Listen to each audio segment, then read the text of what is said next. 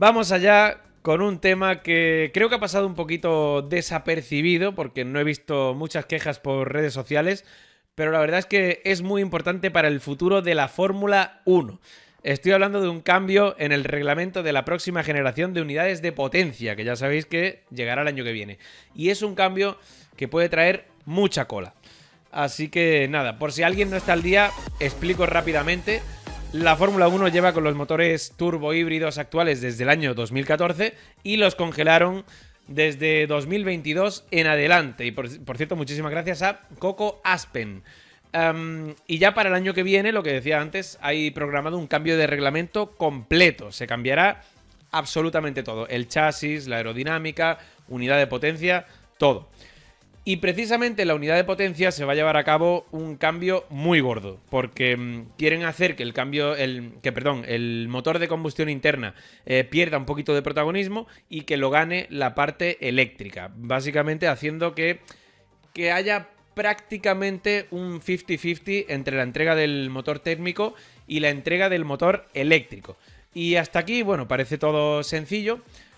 Pero es que resulta que si le das tanto protagonismo a la parte eléctrica del motor, puede haber problemas y problemas muy serios. Y me estoy refiriendo incluso a problemas de seguridad, porque claro, si un coche llega a una recta con la batería muy baja, con la batería muy gastada, y tiene a uno justo detrás con la batería a tope, estamos hablando de una diferencia de potencia que puede llegar incluso a los 400-500 caballos. O sea,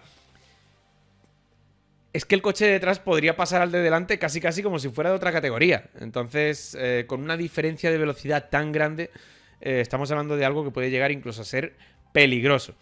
Y por eso, pues bueno, se estuvo hablando hasta hace muy poquito sobre la valoración de pasar esa relación entre entrega del motor térmico y el eléctrico a un 60-40, incluso a un 70-30 más o menos, pero esto no llegó a buen puerto básicamente porque Mercedes se negó.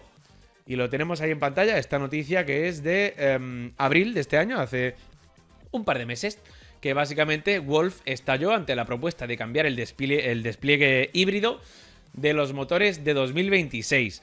Y claro, ¿por qué se niega Mercedes?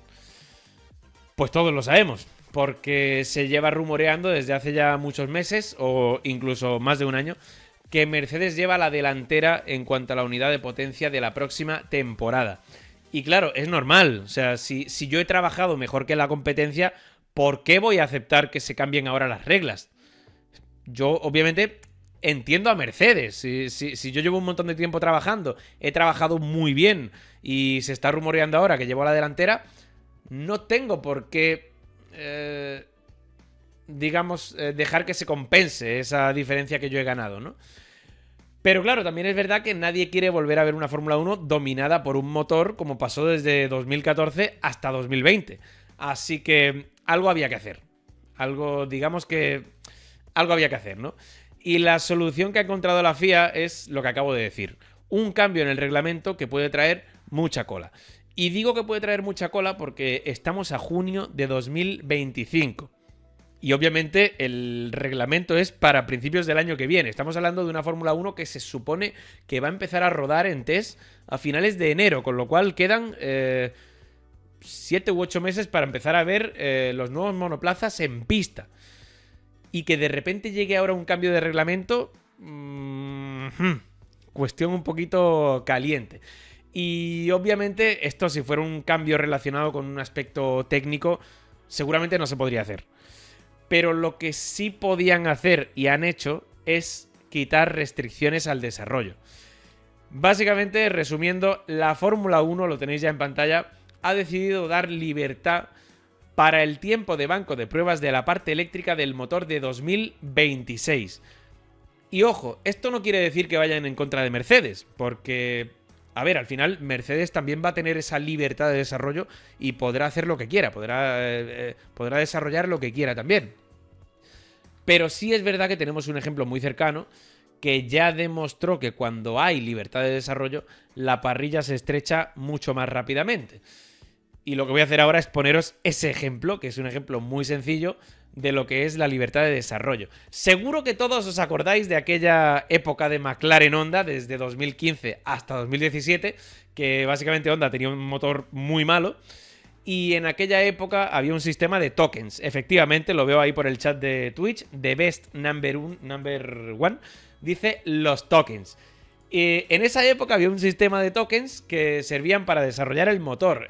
Básicamente a ti te daban una serie de tokens para desarrollar la unidad de potencia, y cuando tú tenías una mejora decías, pues bueno, gasto un token para mejorar esto, o uno, o dos, o tres, los que hicieran falta, ¿no? Y así funcionaba el tema. Lo que quiere decir que no había total libertad de desarrollo, sino que estaba limitado a una serie de tokens, comodines, llámalo como quieras, ¿vale? ¿Y qué pasó con Honda en aquella época? Pues que le costó mucho desarrollar el motor. ¿Y qué pasó cuando se eliminó el sistema de tokens? Pues que Honda empezó a avanzar muy seriamente. Porque, bueno, todos recordaréis que Honda empieza en el año 2015 con un motor bastante malo, avanza un poquito en 2016 y de repente se elimina el sistema de tokens para 2017. Honda decide hacer un motor prácticamente nuevo, retrocede un poco porque claro, mete un motor nuevo, tiene que empezar a comprenderlo de nuevo, básicamente era como empezar otra vez de cero, y retrocede un poco. Se va a Toro Rosso en 2018, ahí avanza bastante, llega a Red Bull en 2019, previa comparación con el motor Renault, ganan incluso alguna carrera en 2019, en 2020 avanzan bastante y en 2021 ya empiezan a pelear por el título, y de hecho Max Verstappen gana el título de aquella temporada 2021. Y vale, ahora me diréis, bueno, pero hubo libertad de desarrollo a partir de 2017 y Honda no empezó a ganar carreras hasta el 19 y no ganó el título hasta el 2021. Estamos hablando de varios años.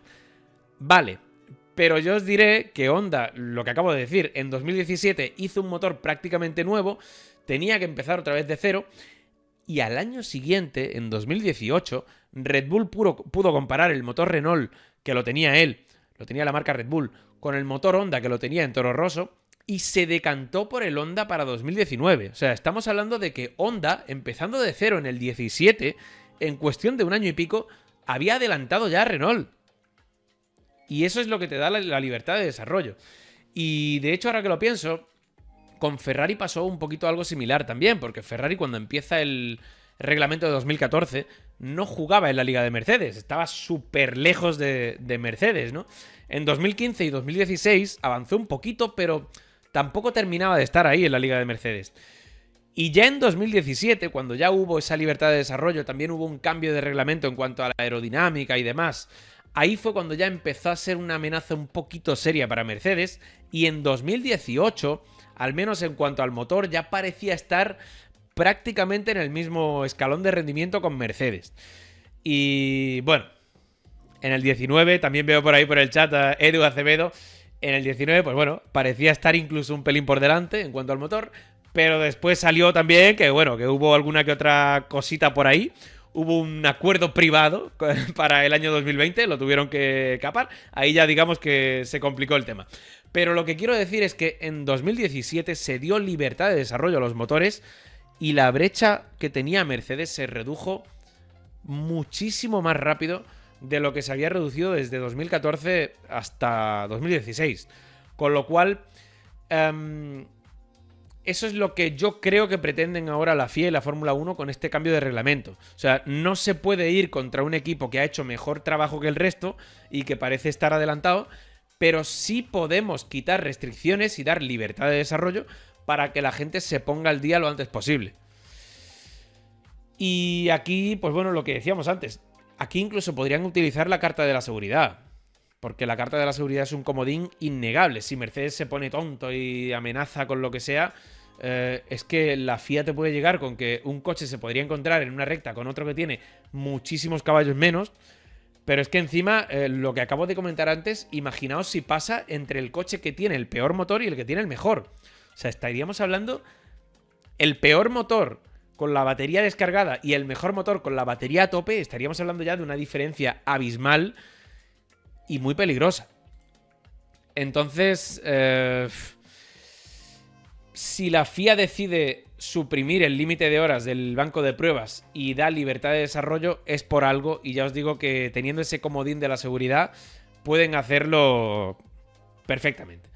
Pero bueno, ahora viene lo que es la pregunta del millón, porque ¿a quién puede perjudicar todo esto y a quién puede beneficiar? Pues a ver, yo no sé si va a perjudicar a Mercedes, porque al final ellos también van a tener todas esas horas en el banco y estamos hablando de un reglamento que está en sus inicios todavía, así que todavía tendrán un margen de desarrollo brutal. Pero claro, si tuviera que quedarme con alguien, con todo lo que acabo de explicar y demás, pues si me tengo que quedar con alguien al que la libertad de desarrollo le podría perjudicar, es al que está adelantado. Y ojo, no solo a Mercedes, también a todos sus clientes. Porque, bueno, también todos recordaréis aquella temporada 2014 en la que Williams iba como un tiro y para 2026 también tenían una estrategia un poquito similar. Porque al final se ha hablado mucho de la unidad de potencia Mercedes, los clientes de Mercedes también están muy ilusionados, pero veremos cómo acaba todo esto. Si Mercedes es el perjudicado de esto, los clientes también. Y bueno, pues evidentemente los que salen reforzados de todo esto son los que estaban más rezagados.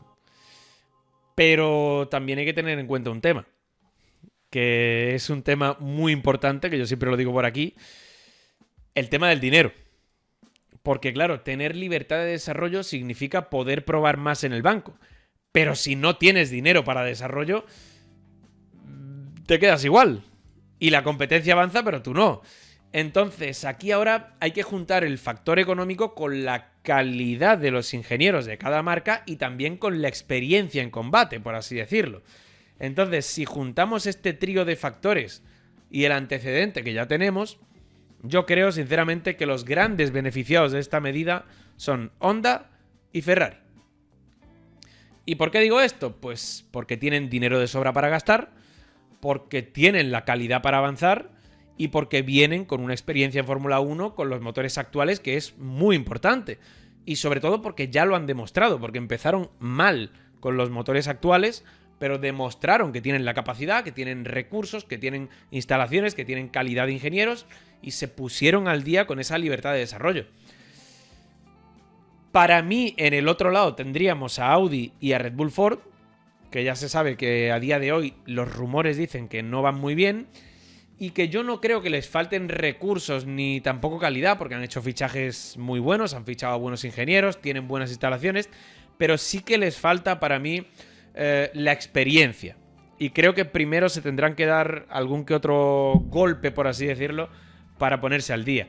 Y además debemos tener en cuenta una cosa, y es que los nuevos, por reglamento, tenían un poquito más de horas de desarrollo que el resto, por ser nuevos. Así que digamos que esa pequeña ventaja la pierden. O sea, le pasa un poco como a Mercedes. Sí, van a tener libertad, van a poder hacer todo lo que quieran, pero si tenían una pequeña ventaja, la van a perder, ¿no? Como digo, siempre es mejor tener esa libertad, pero oye, si tú contabas con más horas que el resto, pues bueno.